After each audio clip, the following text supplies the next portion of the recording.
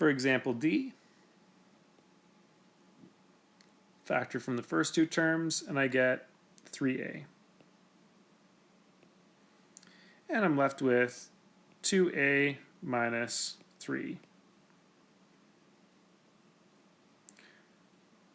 The second two terms are negative 2a plus 3, so the terms are right, but the signs are wrong.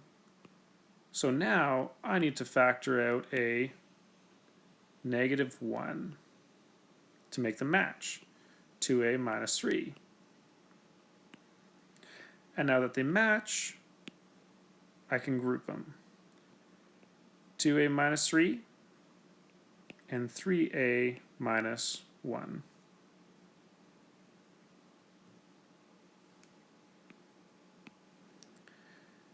For example, E. I have a common factor of P from the first set, and I'm left with Q plus R. I have a common factor of negative S from the second set, and I'm left with Q plus R. Which means that this would wind up being Q plus R and P minus S.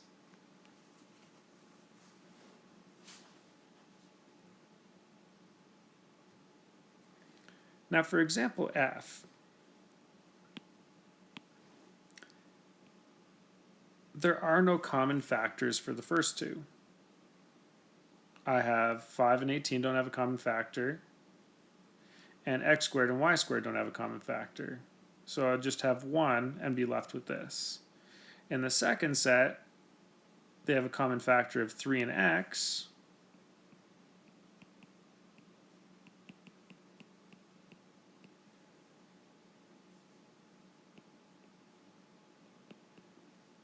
And then I'd be left with 5 y squareds plus 2. But these don't match. And there is no factor I can pull out of the first two. So what I sometimes have to do in order to make this work is I need to rearrange the order of the terms in order to actually make this fit. Now if I'm rearranging the order of the terms, I can say that I have 5x squared minus 15x y squared minus 6x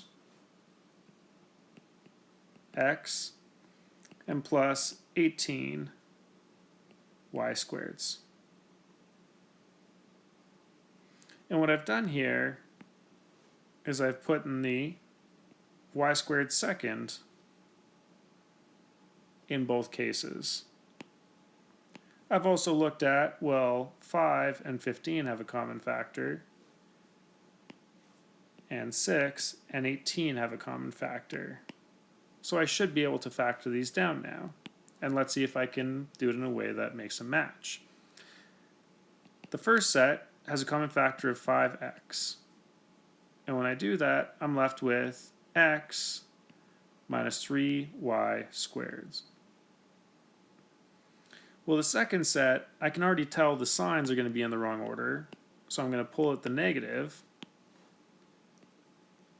And they're both divisible by 6.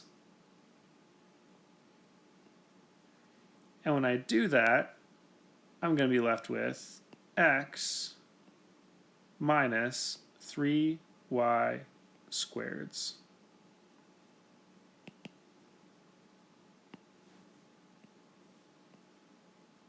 And I have a common factor. X minus 3y squared and 5x minus 6. So I can always rearrange the order of the terms if, when I'm trying to factor by grouping, they're not matching up. If it doesn't matter how I rearrange the order, and it still doesn't have a common factor when I divide them out, then it's just not factorable.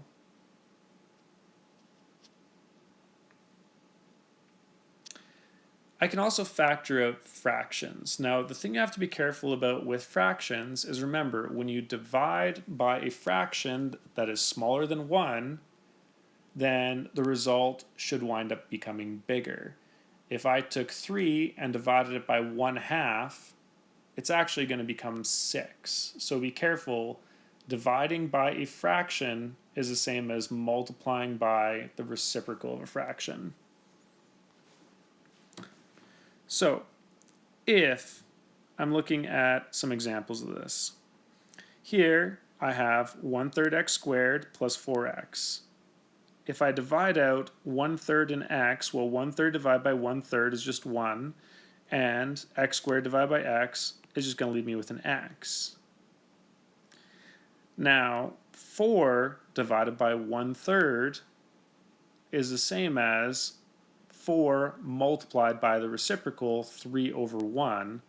It's actually going to become 12. And you can double check that in your calculator.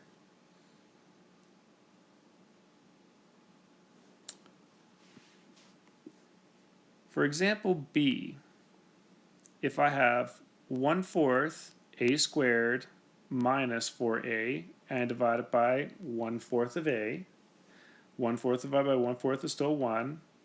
A squared divided by a still leaves me with an a. -4 divided by 1/4 is the same as -4 multiplied by 4/1. It actually becomes 16. And the a divided by a takes the a out.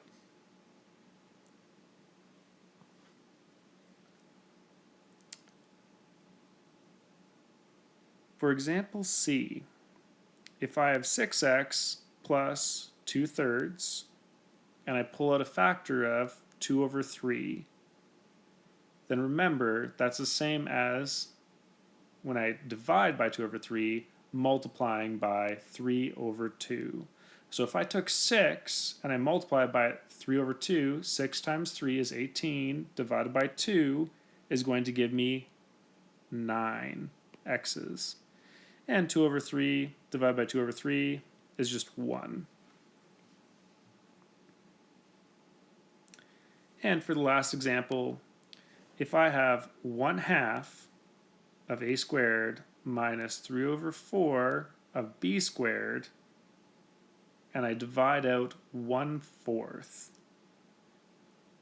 If I take 1/2 divided by 1/4, it's the same as 1/2 multiplied by 4/1.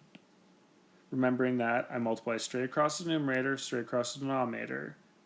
And 4/2 is the same as 2.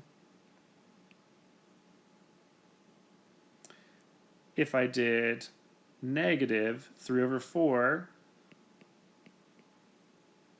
multiplied by 4/1, it's going to be -12/4, or just -3.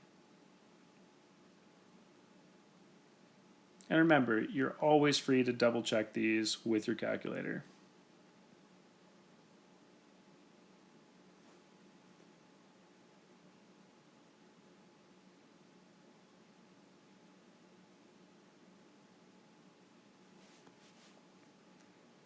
In this case, it's asking what was divided out.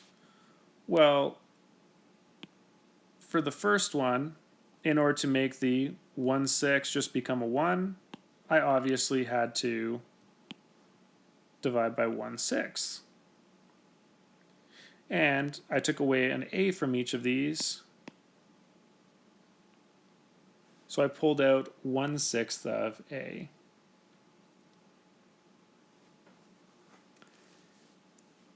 For the second one, if I have 1/2 of pi r squared minus 2 pi r, for the first one, all I'm left with is just an r. So I divided out the 1/2, I divided out a pi, and I divided out 1r. And I can double check that with the second one. if I subtract 2 pi r, well, I took away the pi, I took away the r, and I divided 2 by 1/2, which is the same as multiplying by 2 over 1, which does in fact give me 4.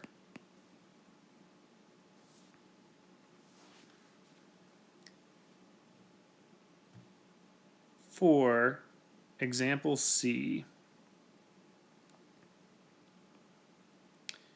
if I take 4 and I turn it into 10, well, logically speaking, what I did here was I divided by the fraction, 2 over 5. But I can double check that. If I said that I had 4 times a reciprocal, 5 over 2, then that's going to be the same as 4 times 5 is 20 over 2, which does in fact equal 10. So obviously, I did divide the 2 over 5 out of there. I had x squared, and I still have x squared, so I didn't take out any x's. So then I just need to divide 2 by 2 over 5. And 2 times 5 over 2 is going to equal 10 over 2, or just 5. And I still have the x there. Last one is easy enough. If I have 2 over 5 divided by 2 over 5, that's just 1. Anything divided by itself should just be 1.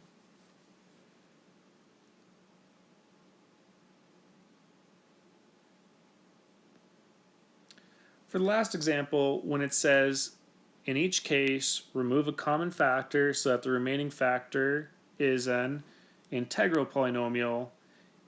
Integral means integers, and integers means it can be positive or negative, but does not have fractions or decimals. So it is just asking us to get rid of the fraction. Well, as we've seen in the previous cases, if I divide out the greatest common denominator, lowest common denominator, then it's going to wind up getting rid of whatever that denominator is.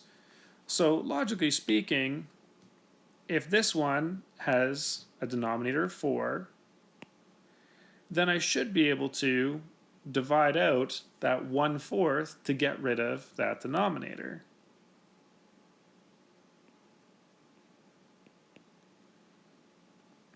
I also have an a and an a to the 3. They both have at least one a. And then I can double check. If I have 2 divided by 1/4, that's going to give me 8. And a divided by a leaves me without any a's. 1/4 divided by 1/4 is just 1. And I had 3 a's, I took away one of the a's. I'm just left with an a squared.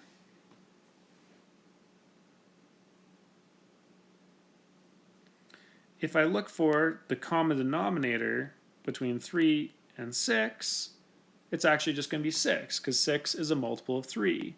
So if I divide out 1/6, it should get rid of the fraction of 1/3 as well.